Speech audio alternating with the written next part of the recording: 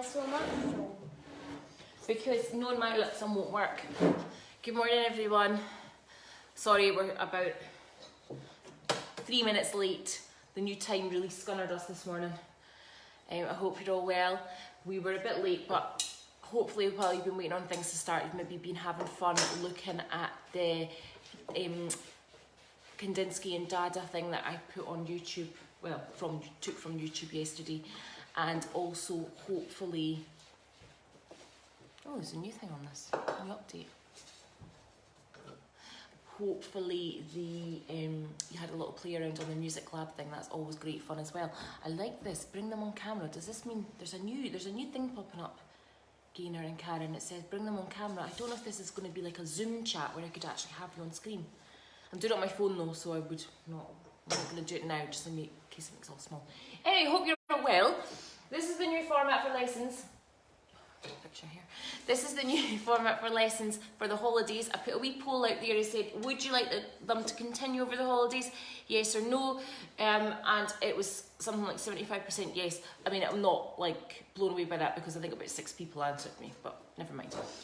So yeah, so lessons are going to continue over the holidays. They're not really going to be a lesson as such. They're going to be more like a workshop for all ages. Therefore, I have got Harris and Alex with me this morning.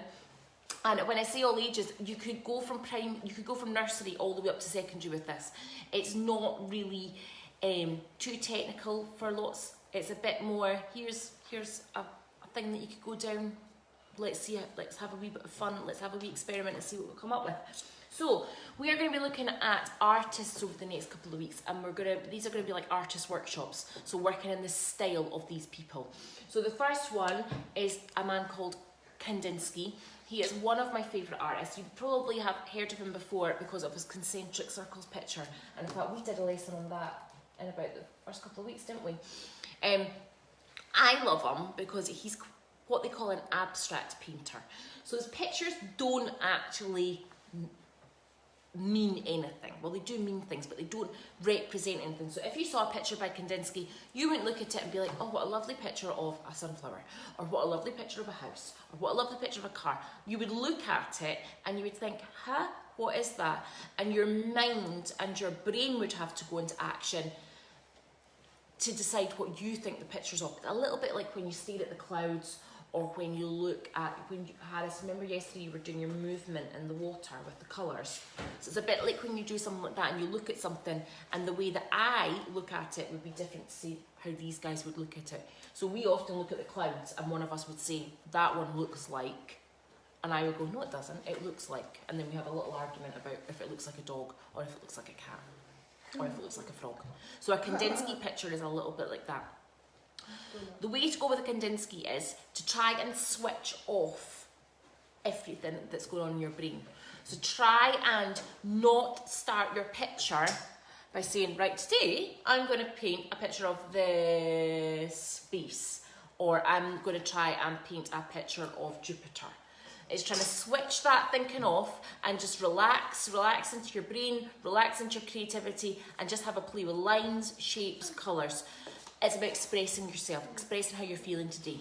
So you could do a picture today, and then tomorrow, when you're in a different mood, you could do a second picture and they would look totally different. So I don't know how my end picture will look. Let's put it that way. I don't know what mood I'm in today. Right, now, I've prepared the boys' paper already for them while they were out the room, just to save a lot of faffing about. And this step is entirely up to you. I'm going to mask my paper off because I quite like when we have that professional edge on the end. So I've got some masking tape here. Now this is an optional extra. You don't have to do this, okay? So I've got a board. I'm going to tape my paper onto my board so I can keep holding it up to show you. And I've got my masking tape here. Now, as I say, you don't want to do this, ignore me. If you want to go with it, then go with it. Right, so this is just paper tape, masking tape, decorator's favourite. What I'm going to do is I'm going to pull off a length. I'm just going to hover that above. That is the length of the top of my paper. I'm going to do the paper first. Now when I measure my tape, I'm not measuring on the paper because I'll get stuck. I'm going to measure above. I'm pulling out enough to knead. And what I'm doing with my fingers now is I'm just going to, like pincers that a crab would have, I'm just going to tear the paper. So it's paper tape. Okay, so I'm just tearing that down the middle. Now I'm going to pick it up And when I pick it up, I'm going to pick it up with both hands at the same time. I'm not going to pick up one hand because it'll spiral round and get stuck in a big clump. So I'm just going to pick that up, and now what I'm going to do is I'm going to try and stick 1/3 of the tape to my board, whoops, and 2/3 of it to the paper. Now it's slightly transparent, so you can see the paper coming through. And what you want to do at this point is make sure you've got your paper in a nice position on the table. Don't have it squint, because then you're going to have to work squint. Don't have it hanging off the edge of the table, because then when it comes to sticking the bottom half, you're not going to have anything to stick it onto. So I've just stuck the top half of my paper on. So see how 1/3 on the, what would be your table, 2/3 is on the paper. Then you're going to do the sides. Just going to get rid of that. And again, I'm doing the same thing. I'm measuring it beside the paper, not on the paper. I'm making sure I've got enough to cover it. I'm picking both bits up at the same time, both the top and the bottom at the same time. And I want to have about 1/3 on the table and about 2/3 on my paper. Okay? So there you go. So I'm just going to do my other side as well.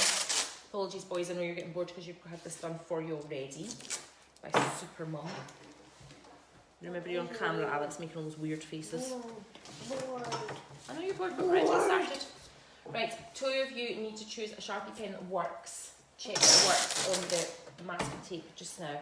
Okay. And just check it works on your masking tape. No, the masking tape on your table, not the roll of masking tape, Alexander. Yeah, it does. Yeah, it's got a big line on it. Actually, no, it doesn't. Right. Good. Okay, so Oh, this one.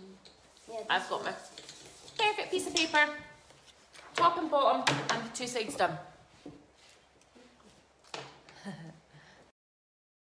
Oh no.